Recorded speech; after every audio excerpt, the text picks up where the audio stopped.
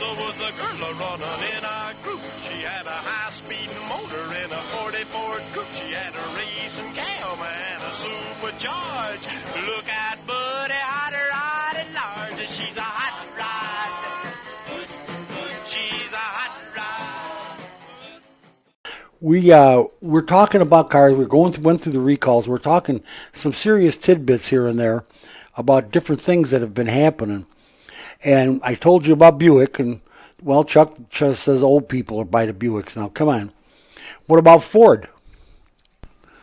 Well, I mean, think about who can afford a car these days. Well, yeah. I mean, so that's kind of the idea. It's always the older folks that are buying new cars, and then, younger folks are getting their hand-me-downs. Getting the hand-me-downs. Well, you got a point there. You have a very good point. It's like we talked about with the pickup trucks. It's, the only guy that's going to afford the $100,000 pickup truck will be the boss.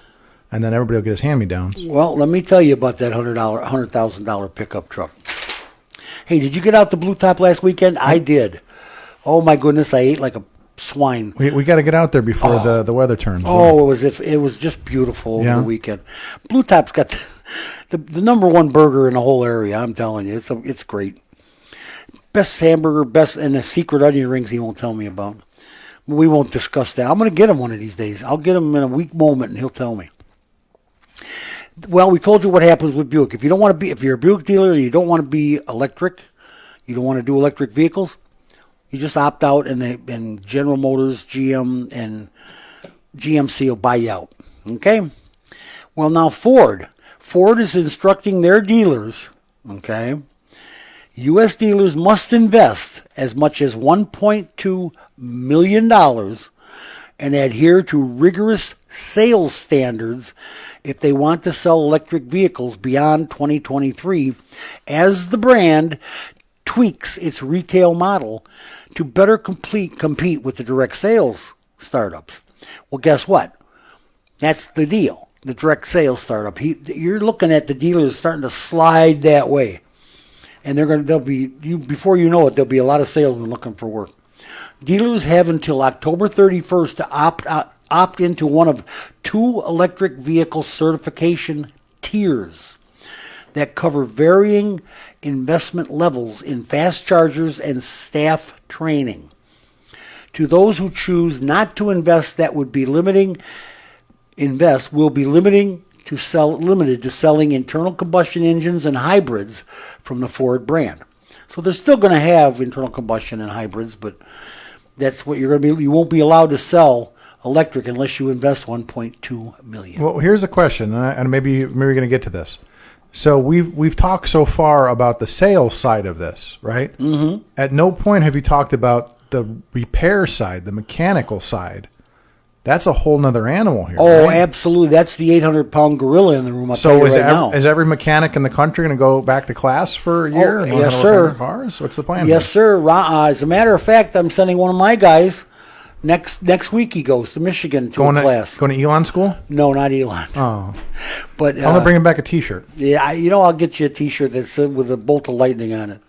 Yeah, I'm sending one of my guys next week because it's important. It's very important. It's going to be part of our system, whether we like it or not. It's going to be forced on us, and I'm not happy about that. Electric vehicle dealers must sell their products at non-negotiable prices, and those who choose the lower price certification tier won't be allowed to carry them in inventory, instead having customers order exactly what they want for later deliveries. So no more 50,000 over sticker. So if you don't opt into tier 2, tier 1 is you can't have any electric vehicles on your lot. Okay. You can only sell, you can order them and get them in and people can buy them. So then the other thing that'll be with this model is I'm seeing a lot more of the idea of, obviously they're trying to compete with Elon, where you can just order the car and they drop it off, or we talked about like Carvana and things like that. This new, again, the new softer generation doesn't want to haggle at the dealership. It used to be like in your day, that was part of the fun, was going out and haggling and stuff like that. My generation doesn't want to haggle. It's like, Grubhub. They want you to drop the car off at the house and just leave the keys. Leave the keys. And so and the payment book. So I wonder if that's going to be the model moving forward. Is this no haggle? Oh, I think you're right on. I mean, a lot of these kids are going to want to just buy it online. Click on I want the red one. You buy it online, go pick it up, whatever. I mean, it's like ordering a pizza. Or they'll deliver it. Or they'll deliver it to you, right? I mean, that's what I'm saying is that seems to me. But then the question becomes, why do you need to have a giant dealership then if you're literally on demand? Drop off a bunch of cars and you're going to have some kind of repair facility, right? Well, but I'm saying the days of the 100-acre, this giant car dealership full of used, and I think it's going to go away. Well, right? if you spend up to $1.2 million with Ford, you could have all the electric cars on your lot you want. I mean, the other question is, are we even going to have enough cars being made every year to even justify needing those giant lots anymore? You may not have enough cars, Yeah, you're right, because there's going to be combinations. It's going to be internal combustion and electric. And they're talking about going all electric and being there by 2030. But remember, that's the other thing about this society is everybody likes everything customized. So this idea of, go to the lot and pick out, do I want the black one or the red one? I think people are going to want to go online and customize every little feature. Oh, sure they are. So this idea of, me just going to the lot and saying I want a black one or a red one, those days are coming to an end, I think. I think that for that generation, yes. Yeah. Yes. And then you got your Buick. But the rest of us, I got my Buick. We're buying our cars online, right? I'll take one off the lot. The tan one. Old people always buy tan cars. I'm just waiting for my flying red Tesla, Yeah, well, don't hold your breath. That's going down the tubes, too, this flying car thing. One guy, well, yeah, again, one of the biggest, though. Okay, well, that's fine. One of the biggest. We'll talk about it. But I got to tell you, this whole thing with telling you what you're going to buy and this whole thing with the Ford dealer, you are going to do this or? Well, remember, it's funny that it's the Ford dealership. What was the Henry Ford joke about the Model T? You can have it any color you want. As long as it's black. As long as it's black. And now, how far have we come? Now you're the one that's customer telling you what they want. Oh, I know. But they still got to have some kind of a repair facility. No, agreed. Elon Musk has mobile mechanics and stuff. That's only good for so long until you start really selling a lot of cars. Right. Well, the problem, then you've got to have a brick and mortar place for them to bring their car to have it repaired or serviced. But I keep hearing these stories about Tesla where once they break down, the battery dies. You can't do anything with them. They're stuck. I know. So now, I know you told me. You want to talk about the one the Tesla stuck on the boat? Did we talk about that one yet? On the boat? No, I didn't hear about the boat. We'll talk about that in the next segment. Oh my God, I haven't heard that one. All right. At least 12 Ford Mustangs and 2 Jeep Wagoneers stolen in Michigan from the plants in Michigan. 12 to 15 Ford Mustangs and at least 2 Jeep Wagoners were stolen Tuesday from outside the Michigan plants that built them.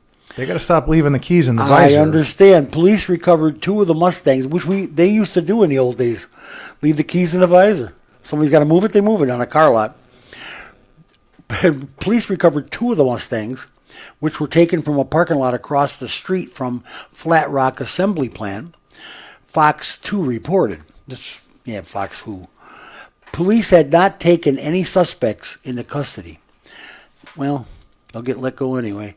The theft comes after several Mustangs were stolen at the same plant in June. Oh boy. The Wagoneers were stolen from Stellantis, Warren, Michigan, or Warren Truck Assembly Plant, which is 30 miles north of the Mustang plant around the same time. Police recovered 2 Wagoneers later in the morning, but it wasn't known whether more were stolen. They were still counting. Still counting their Jeeps. General Motors is going to invest $500 million. The money that gets invested in this business, in the electric car switch, is unbelievable. General Motors said on Thursday it would invest $491 million at its Marion, Indiana plant, metal stamping operations to prepare the facility to produce steel and aluminum stamped parts for future products, including electric vehicles built at multiple GM assembly plants in that area again. The investment will be used to purchase and install 2 new press lines, complete press die upgrades, renovations, and construct 6,000 square foot addition. Hokey smoke, Bullwinkle. GM's Marion Metal Center, which started in 1956, so it's been around a while, produces sheet metal parts for multiple GM assembly plants, doors, fenders, trunks, that kind of thing, roofs, to support production of the GM or Chevrolet, Buick, GMC, and Cadillac vehicles. The center currently employs more than 750 people. And if they're going to upgrade it with $500 million, you can bet another 750 or more are going to get jobs. Well, did you think this was coming, Chuck? Did you have any idea that lithium prices more than tripled in the past year, inflating the cost of batteries used in electric vehicles, with recent gains driven by strong demand and disruptions at a domestic producing hub? I don't get what that meant. The surge in prices of lithium, the key battery material used to power electric vehicles, is seemingly unstoppable, Charles. Lithium carbonate hit a fresh record of 500,500 yuan, or 71,315 American greenbacks, a ton in China. That's where it comes from. According to the data from Asian Metal Inc., prices more than tripled in the past year, inflating the cost of batteries used in EVs, with recent gains driven by a strong demand and the disruptions at a domestic producing hub. What do you keep saying about this domestic hub? And then they don't tell you what it is.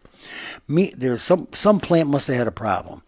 Meanwhile, a power crunch during August in Sichuan province, home to more than 1/5 of China's lithium production, caused 2 weeks of electricity cuts, hampering supply in an already squeezed market. So that's the disruption.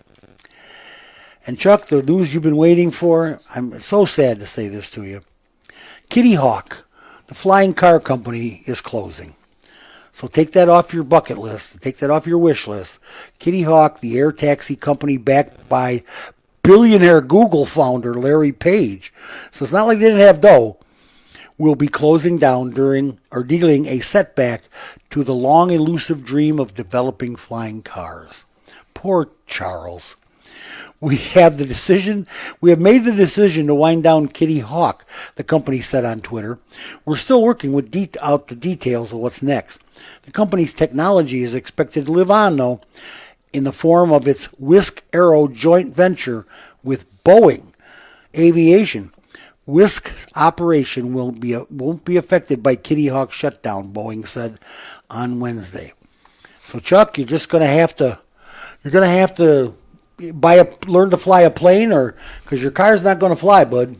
Well, remember the first flight at Kitty Hawk, it didn't go that far, and then a few years, it wasn't that much further. It was, we ended up on the moon within 100 years, so we came a long way. Our flying went a long way. Yes, it did. It went a long way.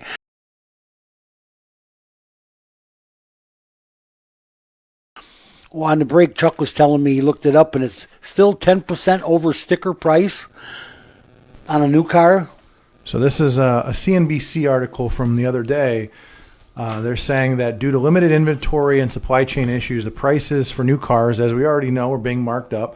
They say that on average, the new cars are being marked up 10%, but some sought-after models, including the Jeep Wrangler, Ford Bronco, and the Porsche Macan, are now selling for 20% over MSRP. Oh, we're still, we're taking advantage.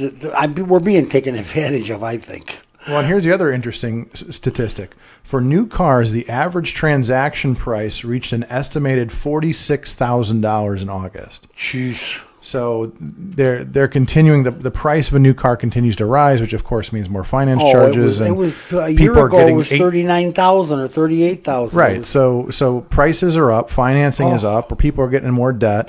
They're getting 6 and 7 year loans now and stuff like that. Yeah, it just makes the inflation that much worse. Right. So, yeah. But I remember hearing stories from the old timers when they went to go buy their Buick. They literally said, a Buick used to cost. The one guy I remember, he said it used to be like one paycheck would buy you a car. Okay. So I don't know where he worked, whatever. So he was talking about back in the old days. He said it was like one paycheck. You save a few weeks' pay and go buy a car. And that's all you needed. Now, $46, like a year's wages for some people to go buy a car. Oh yeah. It's insane, the price of cars. A $50,000 car 10%, it's 5,000 over sticker. Yeah. I mean, it's just crazy. Anyway, we were talking about the investors, and I'm still following the money on a lot of different ones. But the non-automotive companies that I think are going to profit the most and are pushing the hardest are, first and foremost, the one I did check was Vanguard. They have millions of dollars invested in Tesla and various electric vehicle startups. They are the largest holder of BlackRock. You mentioned BlackRock and advisors, and who are actually invested in cars that are electric vehicles in China, right, and all over the globe in America. They're pushing hard for this electric switch, and they are owned by a who's who list of the richest families in the world. So guess what? The money is the reason. It's the reason for the season. So the way to look at it is, and I think we talked about this years ago, the idea when it comes to things like this is, when you have a revolution like going from, internal combustion to electric, there is an opportunity to get in on the ground floor. I mean, I remember when Tesla was cheap, it was like an $80 stock and things like that. There's people that there's a whole group of Elon fans. They call them the Tesla millionaires. All these guys that put all this money in Tesla, the stock and things. So this is an opportunity because you have it's not like, you look at like the Ford stock price. It stays pretty stable.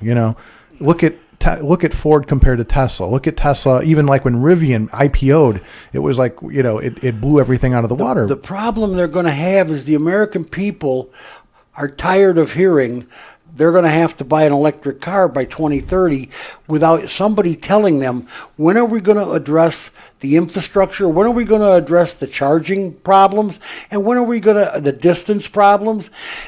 Let's talk about that kind of stuff.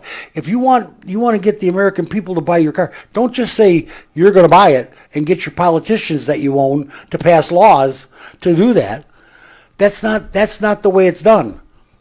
You have to get the people to want that electric car, and they're not going to want it if they can't go visit Grandma on Thanksgiving. Okay, well, but here's the problem, though. Unless they start off at Halloween to get to Grandma's by Thanksgiving. Bring an extension cord.